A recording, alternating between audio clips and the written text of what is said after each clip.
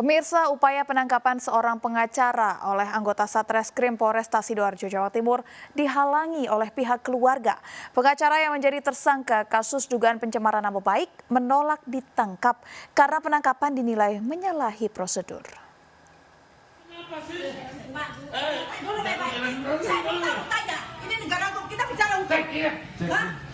Keributan terjadi saat pengacara Guntul Aremba dan keluarganya melawan saat hendak ditangkap anggota Satreskrim Polresta Sidoarjo.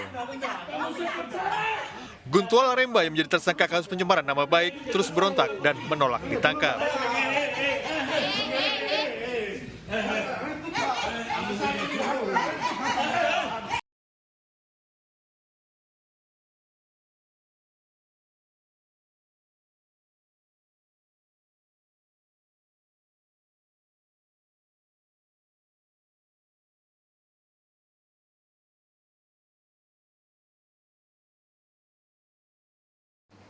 Selaku penasihat hukum yang mendampingi dan memberikan nasihat hukum kepada kedua terdakwa atas nama Guntul Aremba, sarjana hukum, beserta Tuti Rahayu, sarjana hukum, berdasarkan surat kuasa yang ditandatangani hari ini 21 Januari 2021, baik atas perkara yang dilimpahkan oleh penyidik Polres Sidoarjo ke Kejaksaan Negeri Sidoarjo maupun selaku kuasa dari kedua terdakwa tersebut akibat dari adanya dugaan penyalahgunaan wewenang yang dilakukan oleh oknum penyidik Polresta Sidoarjo yang terjadi pada tanggal 18 Januari 2021 yang lalu dalam rangka penangkapan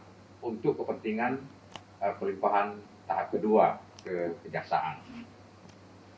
Pada saat itu kami tidak bisa mendampingi kedua terdakwa karena adanya kepentingan sidang di Pengadilan Surabaya sehingga dihadapi sendiri oleh kedua terdakwa. Sedemikian rupa terjadi di kediaman ataupun di rumah kedua terdakwa, sebagaimana sudah tersebar luas di media sosial, baik media sosial YouTube maupun di TV nasional, televisi nasional. Nah, setelah terjadi peristiwa tersebut, klien kami pada akhirnya mengikuti permintaan dari penyidik tersebut ke Polres Sidoarjo untuk selanjutnya dibawa ke Kejaksaan Negeri Sidoarjo. Setelah dilakukan pemeriksaan oleh penuntut umum, sore harinya klien kami dipulangkan, artinya tidak dilakukan penahanan. Tentu tidak dilakukannya penahanan terhadap klien kami, penuntut umum telah mempertimbangkan secara seksama mengenai alasan tidak perlunya dilakukan penahanan, baik alasan subjektif maupun objektif, sehingga klien kami dipulangkan. Nah, pada kesempatan kali ini kepada rekan-rekan media sekalian, perlu kami sampaikan pada saat itu pun terhadap klien kami tidak dilakukan penahanan. Yang menjadi persoalan ketika klien kami untuk kepentingan tahap kedua, setelah dinyatakan P21 berkas perkara yang dilimpahkan oleh penyidik kepada penuntut umum, klien kami dipanggil untuk tahap 2. Pada saat itu, rekan kami, Pak Mahfud, telah mengirimkan surat ke Polresta Sidoarjo karena waktunya tidak tepat pada saat itu dan adanya kepentingan lain, sehingga mohon untuk ditunda pelimpahannya. Kemudian, klien kami tidak pernah setelahnya menerima panggilan kedua, sehingga kami pun sesungguhnya menunggu adanya panggilan tersebut dalam rangka untuk segera mendapat kepastian hukum karena klien kami sudah ditetapkan sebagai tersangka. Namun demikian, yang kita hadapi, yang kita terima itu pada tanggal 18 Januari 2021 yang lalu, secara tiba-tiba klien kami didatangi oleh 10 orang anggota Polres Sidoarjo yang dipimpin oleh AKP Hafid berkunjung ke rumah kediaman klien kami, dan di sana terjadilah peristiwa seperti apa yang sudah tersebar luas di media sosial maupun di televisi nasional tersebut. Pak, ini kan ke Kompolnas sama ke Mabes Polri, ini kenapa Pak ke sana Pak? Begini, kami merasa bahwa upaya yang dilakukan oleh penyidik pada saat penangkapan itu menurut kami terdapat pelanggaran kode etik, terdapat penyalahgunaan wewenang. Karena klien kami belum pernah mendapat panggilan kedua, tahu-tahu ditangkap sedemikian rupa, diperlakukan seperti seorang kriminal, pelaku kriminal yang luar biasa. Jadi sahabat-sahabat media sekalian bisa melihat sendiri kan dalam peristiwa yang tersebar di video itu apa yang terjadi. Karena itu menurut saya, sekalipun penyidik kepolisian tentu oleh karena dasar hukum acara pidana dibenarkan dan diberi wewenang untuk melakukan penangkapan, tetapi juga harus mengindahkan kaidah-kaidah ataupun norma-norma kehidupan masyarakat dalam rangka menegakkan hukum, termasuk perlindungan hak asasi manusia, saya pikir.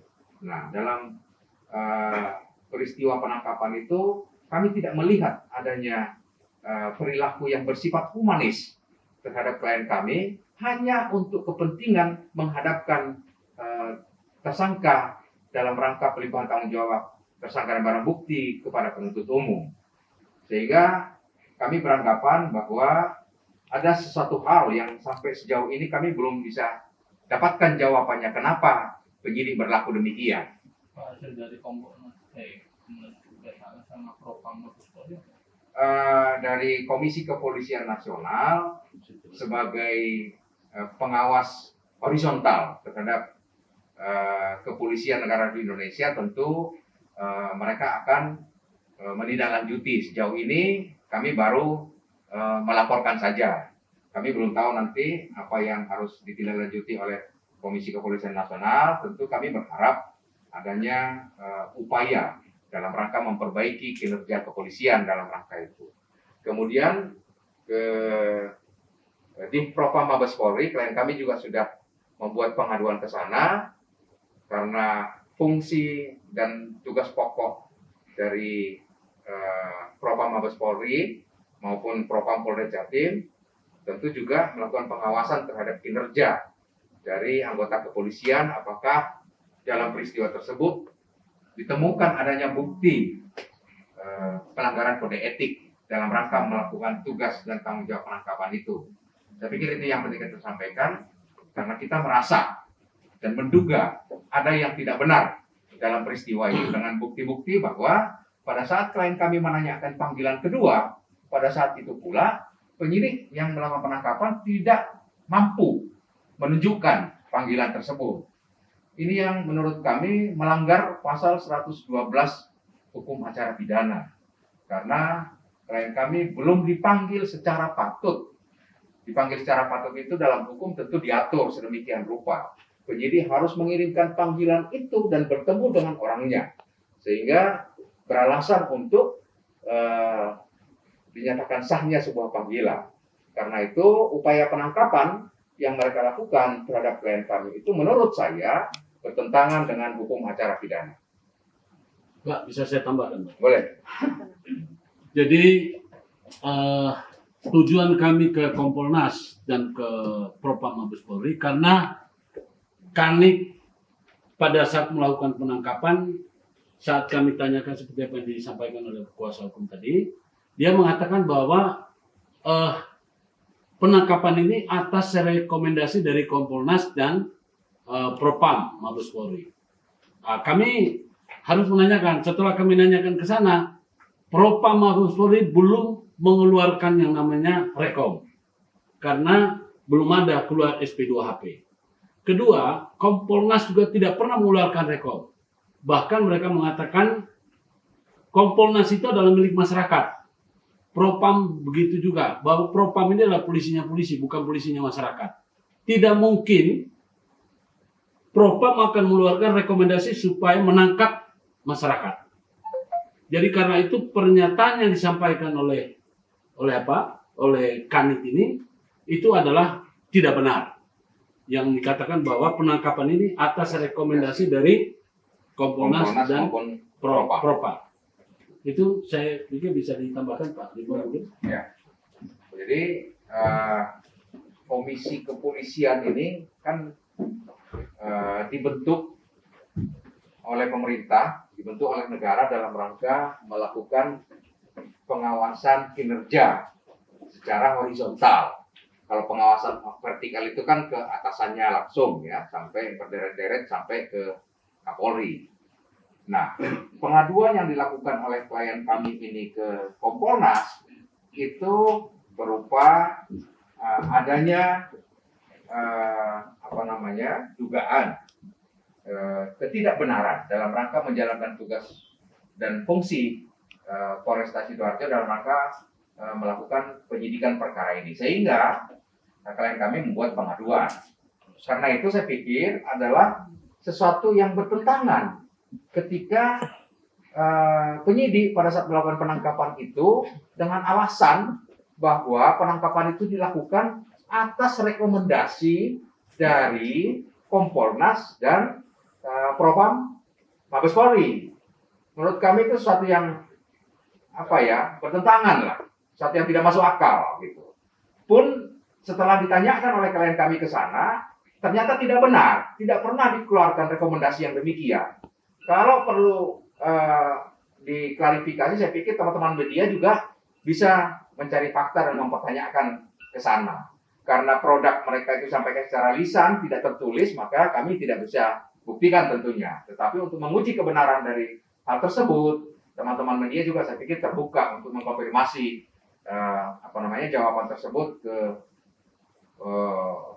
Komisi Kepolisian Nasional maupun ke Propam.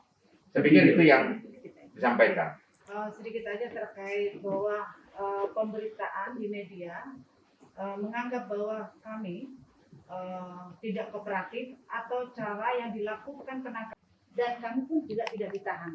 Dalam rangka penangkapan kemarin kan tahap 2, pelimpahan, dan kami juga tidak pernah mendapatkan surat panggilan yang kedua, dan mereka tidak bisa membuktikan.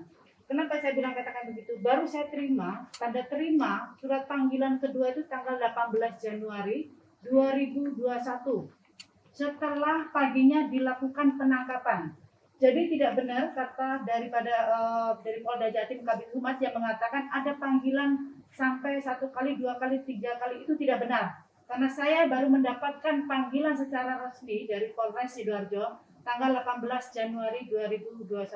Sehingga pemberitaan yang di media ini seimbang, sehingga tidak menyudutkan kami bahwa kami sebagai selaku advokat tidak kooperatif.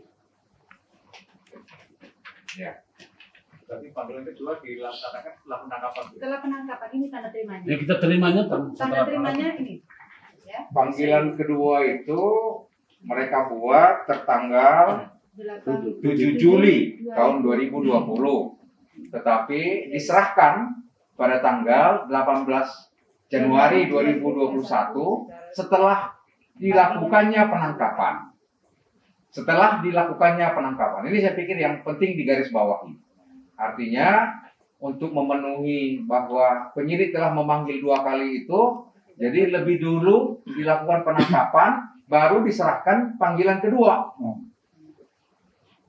Saya pikir itu.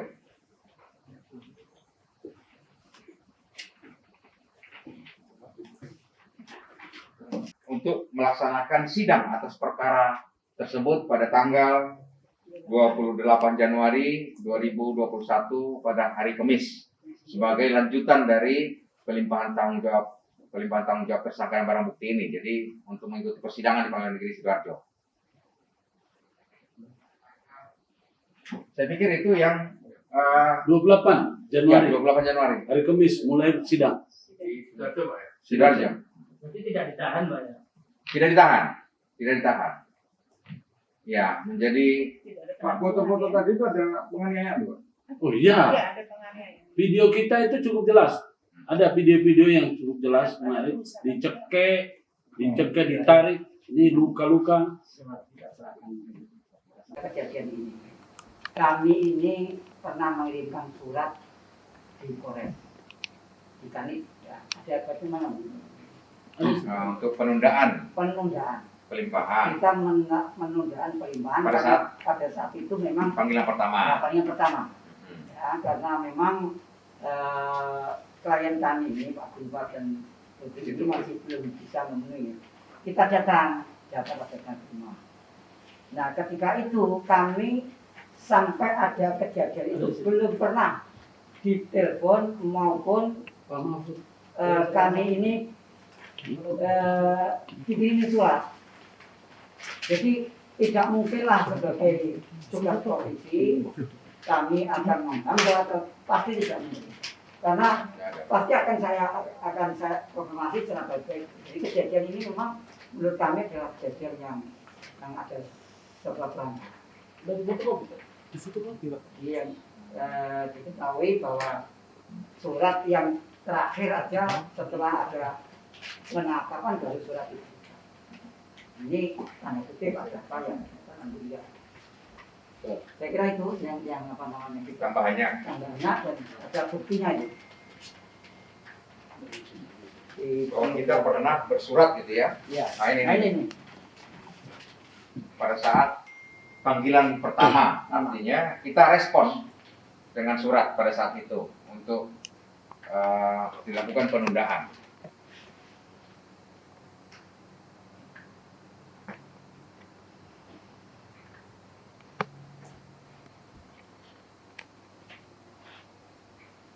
Jadi sudah ada suratnya gitu. Ada bukti tanda terima, yang terima adalah kami.